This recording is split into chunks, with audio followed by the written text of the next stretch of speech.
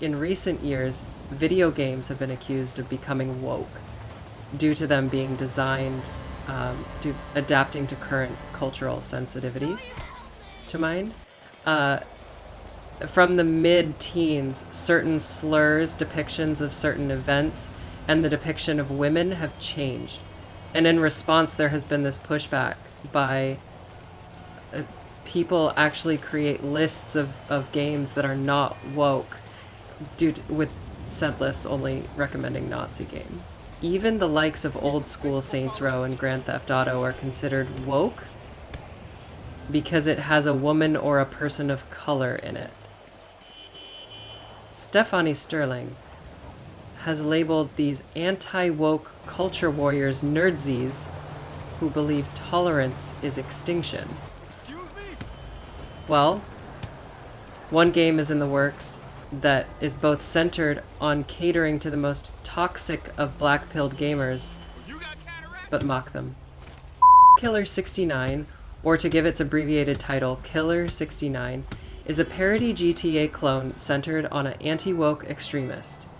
Raised by the promise of a white Christian ethno-state and enraged by social awareness to the injustices minorities face, Killer 69 is driven by the power of misogyny and takes his anger out on everyone who is not as full of hate as he is. If the game sounds like it is too dark and nasty to be enjoyable by anyone who isn't a complete Nazi, well, that's the point.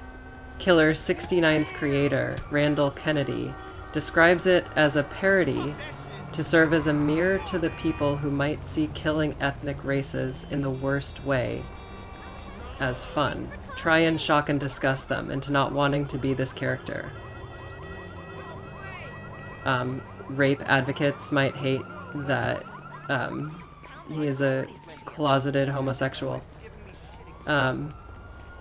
He says he's pro-life, but is for the murder of babies along with the mother, advocating for the shooting of newborns with hospital Armalite rifles. So there will be less mouths to feed. That's one of the ways he tries is to make the character too disgusting to appeal. Point out the hypocrisy of the protagonist. Randall discusses the scene of Patrick Star in SpongeBob with the wallet. How this was one of the inspirations.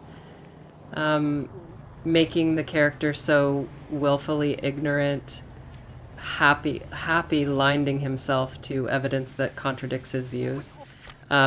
He does, however, wonder whether such a gross exaggeration isn't far enough, given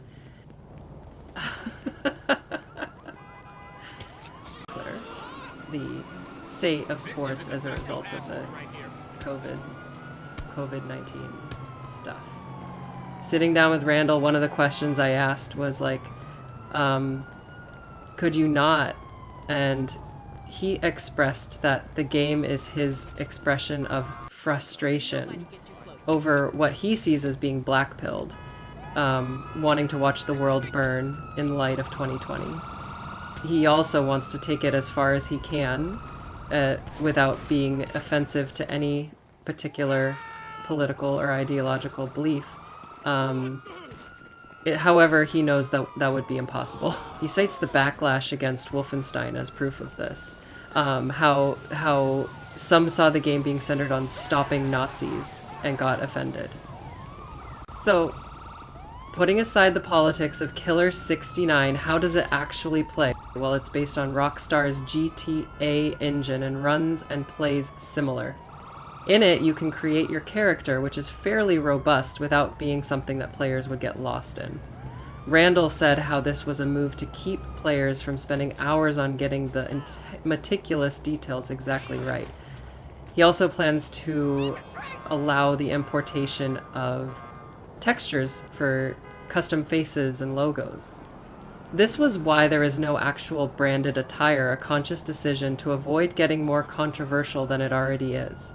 Then you can roam around in the open world, taking footage of your targets and editing replays of your fave kills. Or accept missions to go after specific people. Randall resisted the urge to base these on real people. He said he just knew players would picture killing Kamala and Obama. The base game centers on the hunting and murder of people, with players being able to create their own victims. Randall feels that he cannot stop players from making up political figures to kill in the game. He says that on the one hand, players might be influenced to commit the acts for real. On the other, it might serve as an outlet to stop the people who would commit such acts. This was the focal point during development. Even if it was made out of frustration on racists, the idea is that the people who would perform racist killings don't need a game to inspire them. The idea, as Randall reiterates, is to disgust players out of that thinking. Even with gaming at its most edgy, there are certain lines that only a select few would cross. Games such as Dragon Age would frankly depict the topic of no easy way to say it, sexual assault and rape. The characters will allude to it, discuss it, but it's only referred to by name by the unvoiced player. Maybe as a means of sparing the voice actors from doing so. Titles such as Drape Lay and Rape Day, on the other hand, are banned for the graphic and glorification of said content. Thank God Killer 69 has no such references. In fact, while it might look like a modern-day Zog's Nightmare or ethnic cleansing, if anything, it's NWO Wars, intended to serve as a parody, mocking the racists who play them that wouldn't be in on the joke. Like I care.